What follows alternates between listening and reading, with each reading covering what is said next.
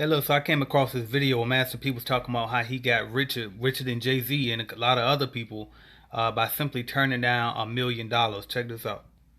Because if you get tied into a deal now you got to go ask a company when you need to move. I turned down $1 million with Jimmy Iovine. That was my first deal, and I only had $500 in my pocket. So you got to be willing to make that sacrifice. Bet on yourself. Yeah, and I end up saying, if this guy offered me $1 million, how much am I really worth?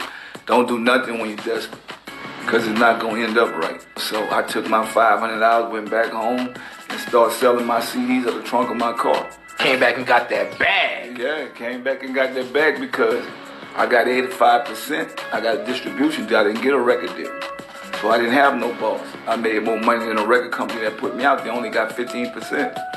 So I made more money than NWA, Ice Cube, everybody they had on the label. Jay-Z, whoever they had on Priority Records at the time, I probably made more than them in a month.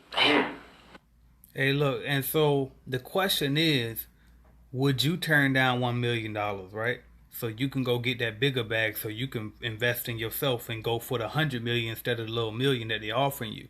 And I know a lot of y'all watch this and easily you'll say, oh yeah, I'd do that in a second.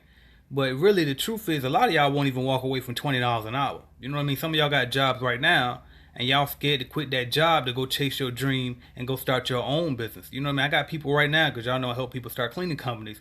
I got people right now that say, well, I can't go look for customers because I got to have my job in the daytime. And I'm like, dog, quit that job and get a better job that's going, or not even a better job, but a more convenient job that allow you to get out and grow your business. You know what I mean? So it's like, would you really walk away from that $1 million? Because if you can't walk away from $20 an hour, are you really capable of walking away from that million so you can get to that 100 million?